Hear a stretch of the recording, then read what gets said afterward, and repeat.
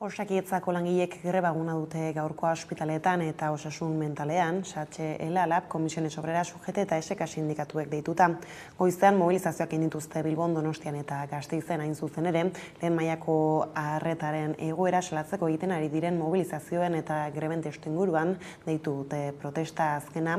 Apirilaren 8an egin zuten greba eginez lehen mailako arreta ematen duten zentruetan osasun sailaren erabateko inmobilismoaren aurrean langileak nazkatuta daudela agerian uzteko. Bilbon Basurtuko ospitaletik abiatu da goizeko 11etan manifestazioa eta ordu berean hasi da Santiago ospitaletik ere Gasteizen, Donostian berriz, elkarretaratzea egin dute lehenik Donostia ospitalaren atarian eta ondoren egin dute manifestazioa. Arratsaldeon guztioi, Satxe Elalab, Komisiones Obrera UGT eta SK sindikatuek diote eurek badutela negoziatzeko borondatea, baina Osakidetzako zuzendaritzak pausorik ematen ez badu, mobilizazioekin jarraituko dutela eta ez direla mahai sektorialera itzuliko ohartarazi dute. Laster itzuliko gara grebaren bueltako kontu gehiagorekin, lehenago baina bada bestelakorik aipatzeko. Lan istripuak 5,0 bat areagotu dira Araban, Bizkaian eta Gipuzkoan eta 100 bat ezbehar izan dira egunero osalanen arabera. Araban, Bizkaian eta Gipuzkoan urtarrietik apirilera baja eragin duten 11.038 istripu erregistratu dira. Hau da iazko lehen lauhilekoan baino 5,0 bat gehiago. Horrek esan nahi du batez beste egunero lan baja eragiten duten 100 bat ezbehar jaso direla, lantokian edo lantokira joateko edo itzultzeko bidean osalanek emandako datuen arabera.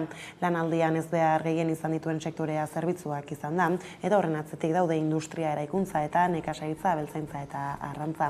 Azken ezbeharra maiatzen 11an gertatu zen Aramaion eta gaur astelenarekin Komisiones Obrerasek elkarretaratzea egin du Gasteizko bere egoitzan lan heriotza salatzeko.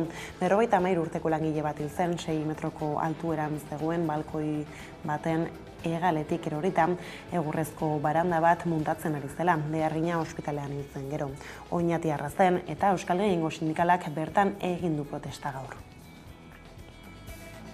Bizkarri mendian hil zuten Jesus Izagirre gudaria 1937an 27 urte baino ez zituela 95 urte luzez Bilboko hilerrian egon ondoren, haren ezurrak jaioterrira itzuli zituzten atzo Gabiriara eta ekitaldi xume batekin egin zioten ongi etorria. Izan ere, herri horretan jaio zen 1910 urtean EAJaren Amaiur Bataioiko sargentua zen eta Kandido Sasetaren agindupean borrokatu zen matxino fasisten aurka. Ordea Tomas Rubin Marin gudariaren gorpuzkiak gaur utziko dituzte haren senideen esku ANV, Eusko Abertzale ekintzarekin borrokatu zen eta 31 urterekin hil zen Legutioko gudan jasaniko zaurien eraginez. Zornotzako ospitale militarrean hil zen hain zuzen ere 1936ko abenduaren 3an. Haren gorpua Bilboko Begoñako hilerrira eraman zuten, baina haren senideek ez dute urte luzez jakin zehazki non zegoen lurperatuta. Aurtengo urtarriaren amaieran berriz, haren gorpuzkiak atera zituzten lurrazpitik. 1936ko gerran eta ondorengo urteetan hildako 60 lagunen gorpuzkiak berreskuratzeko lanean jarraitzen dute Begoñako hilerrian. Gai zaldatuta berriz Euskal Herrian dena arrakala digitala gainditzeko xedearekin udalbiltzak hainbat herriko etxe eta hedabiderekin batera EHkom proiektua aurkeztu zuen maiatzaren 11an sare ireki, neutro, libre eta publiko komunitarioak sustatzeko, garatzeko eta kudeatzeko operadore nazionala izango da EHkom eta proiektuan gehiago sakontzeko. Gurean izan dira gaur Javier Sormendi udalbiltzako lehendakaria eta Beñat Azkargorta EHkomeko zuzendaria. Egungo ereduan, telekomunikazio azpiegitura guztiak edo ia denak esku pribatutan daude, diru laguntza publiko zeraiki direnak ere sare pribatuak dira, eta sare horren gaineko etekinak enpresa pribatuen esku gelditzen dira. Guk eraiki nahi ditugun azpiegiturak aldiz publiko komunitarioak izango dira, tokian tokiko herritarren esku geldituko direlako, beraien azpiegitura propio gisa, eta gainera irabazi asmorik gabekoak garenez, etekinik balego, etekin horiek azpiegituretan edo komunitatean berrinbertituko liratekelako. Eta azken finean, guk bereizten ditugu gobernantza publiko komunitario horretan, 3 erpin direla udala, herritarrak eta ehun sozioekonomikoa, eta hor sartuko lirateke tokian tokiko operadoreak eta bestelako eragileak. Ordea kultur arloko lerroburuekin jarraiki, Balmaseak 100 urte atzera egin du asteburuan Erdiaroan murgiltzeko bizilagunek gogoz itxaron dute hitzordua, pandemiaren ondorioz azken 2 urteetan ezin izan baitute egin Erdiaroko azokan, baina aurten bai egin dute, eta jendetza batu da bertan. Eguerdiko Magazinean Ander Ribero, Balmaseako udaleko kultur saileko arduradunarekin konexio egin dugu, eta halaxe baloratu du asteburuan jasotakoa. Jende ugari, bero asko egin du eta giro ezin hobea.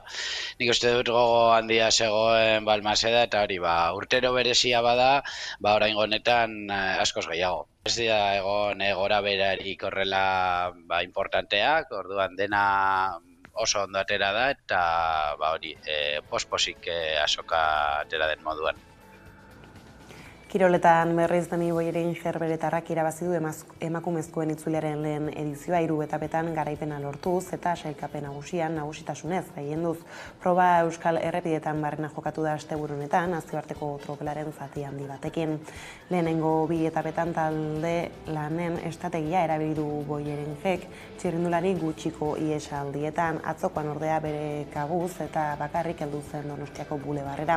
Helmugarako 8 kilometro behar zirela ies egin du bart, Murgil Tontorrerako aldapa igotzen 8 laguneko talde bat gidatzen ari zen orduan, baina aldapa handiaz baliatuta denak atzean utzi, eta ordutik inork ezin izan zion jarraitu irabazlearen gandik 15 segundora sartu ziren jarraitzaileak, 10 txirrindulariko taldean lasterketaren podium orokorreran, Boyerinjekin batera, Paulienea Arroya Kers, Herberetarra igo da 2. postuan, eta Kristen Faulkner estatubatuarra 3. postuan. Bestetik, 6. postua ziurtatu du Bart Errealak Villarrealen zelaian 1 eta 2 irabazi ostean, eta horrekin ziurtatu egin du Europako Ligan aritzeko postua 3. urtez jarraian.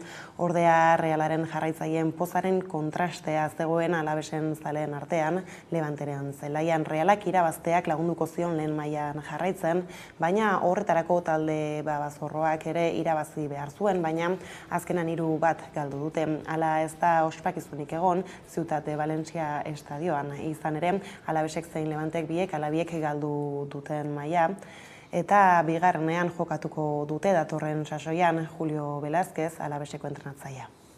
Pedir disculpas de manera encarecida a los aficionados. Nos hemos dejado la vida desde que llegamos.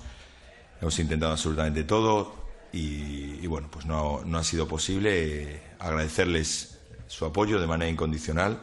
En casa, fuera de casa, el ejemplo que han tenido hoy, que han realizado hoy es extraordinario. Hemos sentido su apoyo de manera incondicional y bueno, pues muy dolido, frustrado y una impotencia tremenda el no haberles podido dar una alegría. Lerroburuak horrela iritsi da eguneko arrastiari heltzeko unea. Osakidetzako sindikatuek diote pandemiaren gogorrena igarota egoera ez dela bere onera etorri, urteetako arazoei ez dielako irtenbiderik eman osasun sailak. Greba eguna dute gaur Arabako, Bizkaiko eta Gipuzkoako ospitaletan eta osasun mentalean, SHL, LAB, Komisiones Obreras, UGT eta SK sindikatuek deituta. Maitena Larrañaga, SHko ordezkariak halaxe azaldu du uneko egoera Euskadi Irratian. Kontutan hartu behar duguna da urteak daramatzagula arazoei konponbiderik eman gabe. Eta pandemiak egin duen bakarra da aularriagotu. Egia da, ambientea oso tentsoa dela. Momentu hauetan langileen baja asko daude eta kategoria batzuetan arazo larriak baja hauek estaltzeko. Osakidetzak egiten duena da aurrera jarraitu funtzionatzen, ezer gertatuko ez balitz bezala. Baina gelditzen baldin bagara langile batzuen aurpegira eta begietara begiratzen, bertan ikusi dezakegu gertatzen dela, gertatzen da nekea ikusten da, haserrea, decepzioa ikusi dezakegu. Langatazken inguruko beste albiste batzuekin jarraitu baino lehen, osasungintzaz gabiltzala beste kontu bat arabatik, erizainen elkargoak pausoz pauso, zure osasunagatik ibilaldia egin du asteburu honetan. Arabako elkargoak erizainen kolektiboa hobeto ezagutzeko eta haiekin bat egiteko gonbitea egin du martxaren bitartez eta Gasteizko 11ko lantaldea antolatzaileekin izan da ekimena hobeto ezagutzeko. Urtero maiatzaren 12an erizainen eguna ospatzen da eta aurten Arabako erizainen elkargoak pausoz pauso zure osasunagatik ibilaldia antolatu du herritar guztiei zuzenduta dagoena eta Foru Plazatik abiatu dena. Gure asmoa da, ez bakarrik erizainak egon, baizik eta herritarrek, ezta?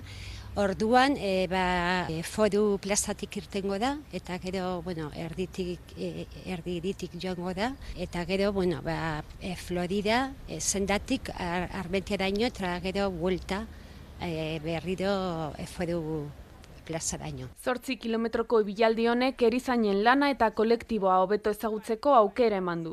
Honekin be nahi dugu erakustea gizarteari, ez bakarrik ez gaudela ospitaletan eta osasun zentroetan.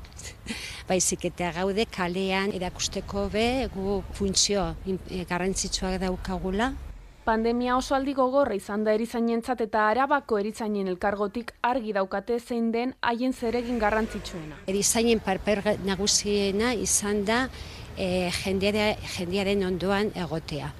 Ze denago dakigu ospitaletan jendea bakarrik egon behar izan dela, eta principal lana da zainketa eta pazienteen ondoan egotea. Pausoz pauso, zure osasunagatik ibilaldia ez ezik datorren maiatzaren 20an bisturia eta pintzela artea eta medikuntza hitzaldia eskainiko da Europa jauregian, azken urtean erretiro hartu duten langileei omenaldia egiteko. Lan gatazkekin bueltan historioa errepikatzeko bidean da Bizkaiko metalean 2019an gertatu zen bezala lan gatazkaren amildegira itzulita. Orduan sinatutako akordioa berritzeko ordua da, 10 greba eguneko tentsioaldi luze baten ondoren eta negoziazio hura ireki zeneko sentsazio bera dago orain, gatazka saihestea ia miraria izango dela dirudi. Astelehen honetan bertan sindikatuek elkarretaratzeak deitu dituzte negoziazio hitzordu berri baten atarian, baina gutxi espero da elkarrizketetatik. Izan ere, mai sindikalaren gainean uda aurreko greba deialdiak aurreikusten dituzten hainbat ibilbide horri daude. Era berean Arabako metaleko sindikatuek protesta egin dute gaur negoziazioaren blokeoa salatzeko, hain zuzen Arabako metalgintzako hitzarmena negoziatzeko mailaren 6. biliraren ostean, ELA, Komisiones Obreras, LAB, USO-SK eta CGT sindikatuek berretsi egin dute maiatzen 18, 24 eta 26 deitutako 3 greba egunak hitzarmen kolektiboaren alde. Sea patronalak azpimarratu du, sindikatuak direla aldarrikapenak murriztu behar dituztenak. Gainera, proposatu dutelan erreformaen behin-behineko kontratu berriak metalaren hitzarmenaren barruan sartzea eta ahalik eta malgutasun gehien izateko metalean lanaldi partzialeko aldizkako kontratu finko bat planteatu dute. Bestalde, sindikatuek azaldu legez, patronalak KPIa baino soldata igoera txikiagoa eskaini du, ez dute lanaldia jaitsi nahi eta ez dituzte subrogazioa eta lan istripuengatik osagarriak aurreikusi.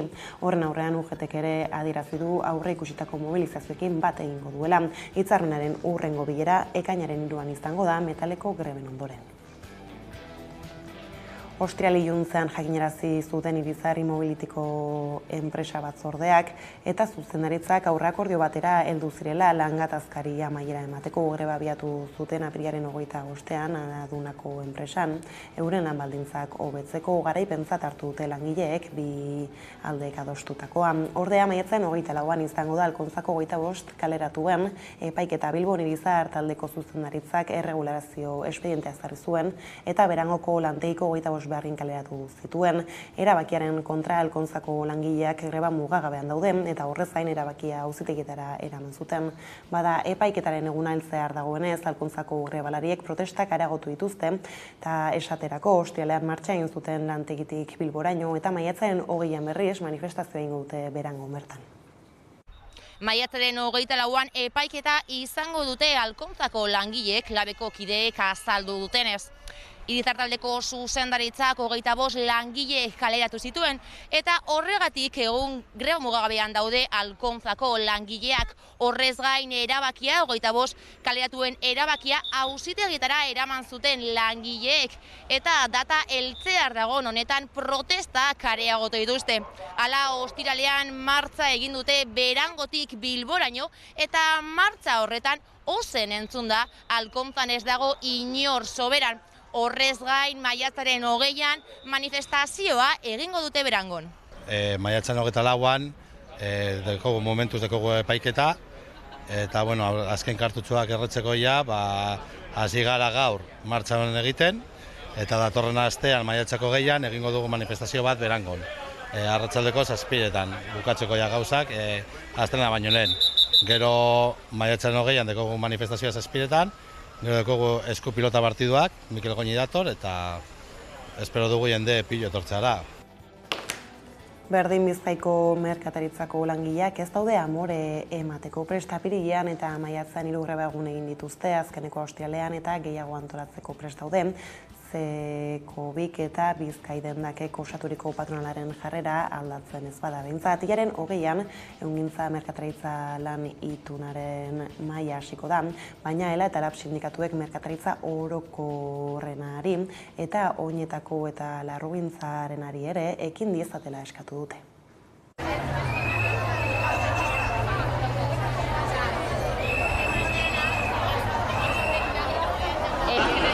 Dagoeneko merkataritzako hitzarmenak iraungita daudelako, 2 mairen kasuan merkataritza orokorra eta merkataritza 3 urte daramatzagu negoziatzen, negoziazioa ez doa ez atzera ez aurrera eta bitartean lan baldintzak eta soldatak izoztuta daude, oso lan baldintzak kaskarrak gainera, eta larru eta oinetakoen merkataritzaren kasuan 15 urte darama hitzarmenak berritu gabe.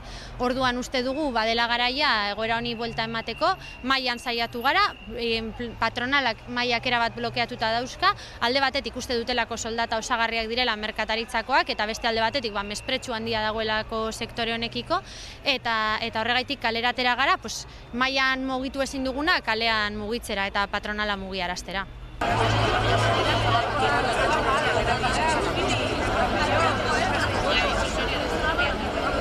Bueno, pues ha sido un seguimiento muy potente, estamos muy contentas y muy orgullosas de todas las trabajadoras. Hoy, como bien dices, en nuestro tercer día de huelga es exitosa y bueno, pues se ve que el comercio está en la calle, el comercio quiere lucha y quiere reivindicar que sus derechos no están de rebajas, como bien decimos, ¿no?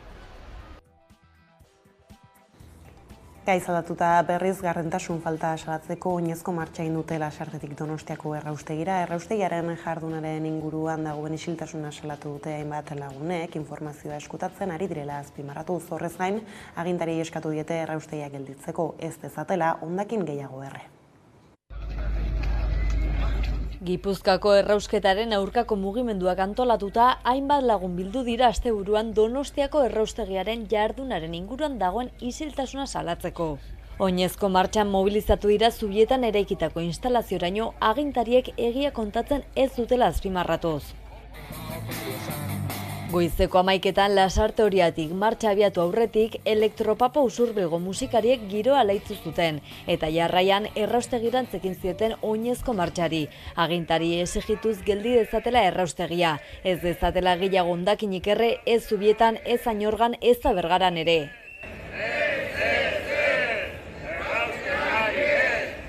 Antolatzaileen artean ziren Donostia Bizirik, Eguzki, Greenpeace eta ekologistak martxan taldeak. Errausketaren aurkako mugimenduko kide batek adierazi zuen informazioa ezkutatzen ari direla. Azpimarratu zuen plantaren matxura eta geldialdien berri ez direla ematen ari. Hain justu pasaden astean aitortu zuen Gipuzkoako hondakinen kudeaketak apirilaren 26an matxura bat izan zuela erraustegiak, eta honekin 3. aldia da erabili ezin gelditzen dela transformadore nagusia. Bestalde hondakinen politika ere kritikatu zuten asteburuan. Adieraziz tamalez erraustegiak ez duela konpondu hondakinen arazoa, eta aldi Zubietan eta inguruetan eguneroko ogia dela hondakinen errekuntzak eragiten duen kutsadura. Halaber salatu dute inguruko herrialdeetara eramaten ari direla erraustegiko zepak eta eskoriak. Eta gogorarazi zuten Donostian hondakine 142 baino ez dela gaika jasotzen, Europak ezarritako 150ko helburutik urrun. Abenduan 2 urte beteko dira martxan jarri zutenetik, 12 urteko prozesu baten ondoren. Proiektu aurkeztu zenetik inguruko herritarren artean haserrea eta kezka dira nagusi.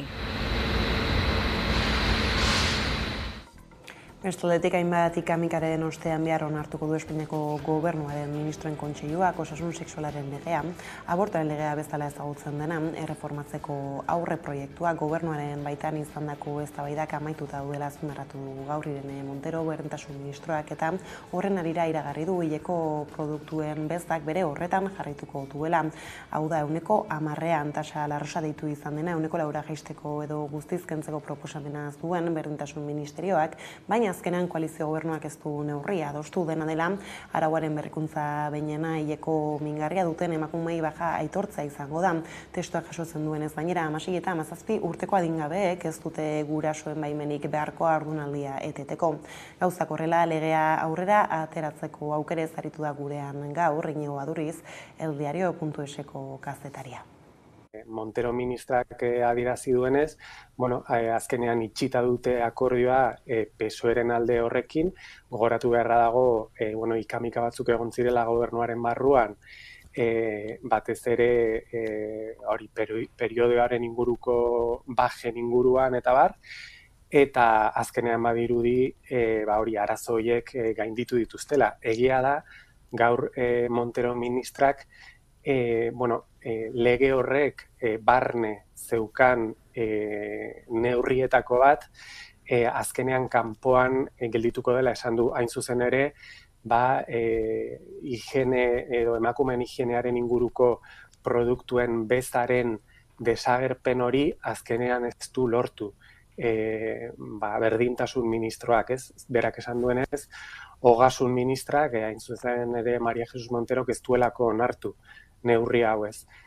Nik uste egia dela neurri hau oso garrantzitsua zela eta feminismoaren mugimendutik, eta ez bakarrik feminismoaren mugimendutik, baizik eta beste mugimenduetatik bezau kentzeko eskaerak behin eta berriro egin dira, eta azkenean hau ez da lortu, baina bai bajen inguruko akordio hori eta baita ere abortuaren inguruko neurria. Sortuk eta Xabier Atristainen abokatuak eskatu zuten joan den astean eta atzo etxeratek, eta gaur gauza berak aldegin dute Begoatxa eta Joseba Azkarraga sareko bozeramaileek.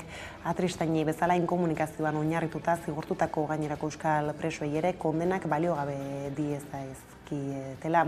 Sareko eledunek agerraldia egin dute gaur goizean Gasteizen eta gogoratu dute asko direla Espainiako Auzitegi Nazionalak Atristainen egoera berean zigortu dituen euskal presoak.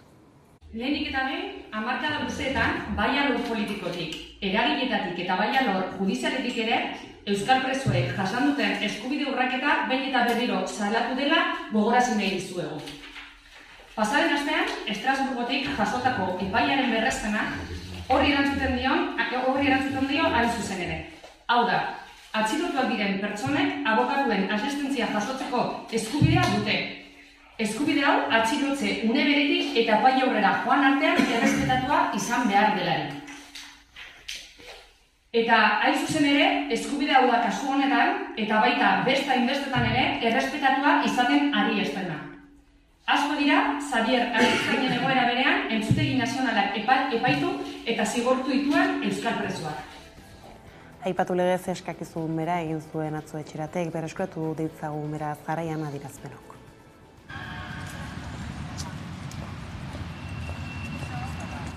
Eskatzen duguna da kasu guztiei neurri berdinak aplikatzea, aitortza ematea kasu hauei eta konponbidearen bidean horrela jokatzea. Ez dugu borondate politikorik ikusten eta bada garaia legedi arrunta aplikatzeko.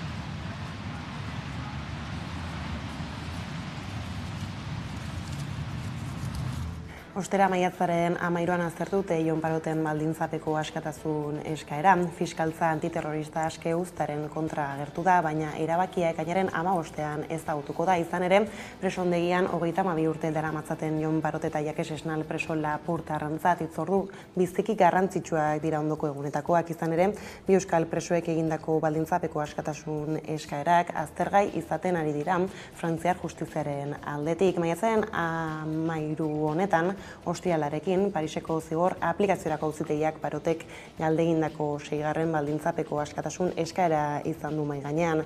Fiskaltza antiterrorista preso lapurtarra aske uztaren kontra agertu da goizegi delakoan. Jakes Esnali dagokionez berriz hitzordua maiatzaren 19an izango da Parisko dei gortean. Bere 2. baldintzapeko askatasun eskaera izango da aztergai kasazioan aurkeztu zuen helegitea martxoaren 9an onartua izan ondotik.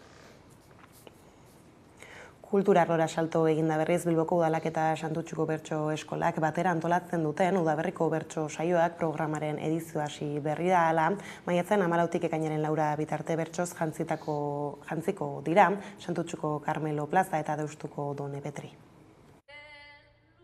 Bilboko Udalak eta Santutxuko Bertso Eskolak batera antolatzen duten Udaberriko Bertso Saioak programaren edizioa hasi da. Larunbatean, maiatzaren 14an hasita eta datorren ekainaren 4 arte, larunbatero emanaldiak eskainiko dira Santutxuko Carmelo Plazan eta Deustuko Done Patri Plazan.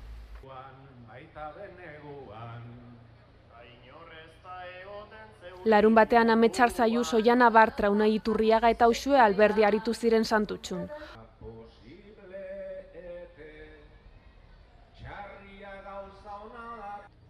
Aurtengo edizioan emakumeen presentziaren aldeko apustua eginda. Horrela, hilaren 21ean toki berean Maialen Lujanbio, Ibona Juria, Jon Euria eta Etxaun Lekue arituko dira.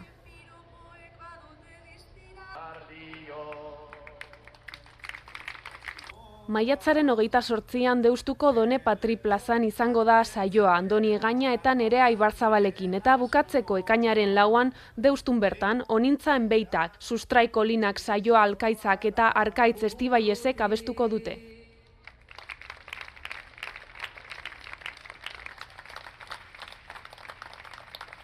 Programako jarduera guztietarako sarrera librea da eta saioak ordu batetan hasiko dira.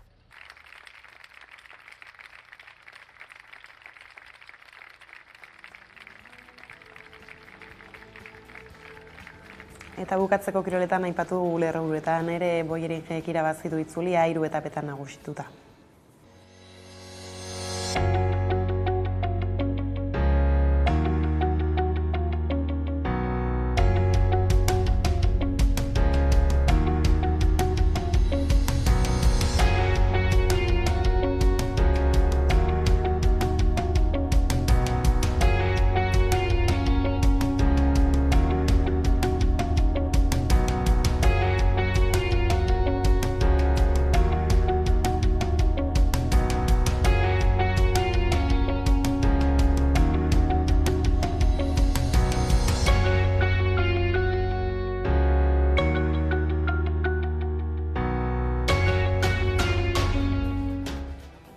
Mastendeko kontuak horrela iritsi gara albistegiaren amaierara. Gaurkoan Untza taldeak argitaratu berri duen Odoletan abestiaren bideokliparekin agurtuko zaituztegu.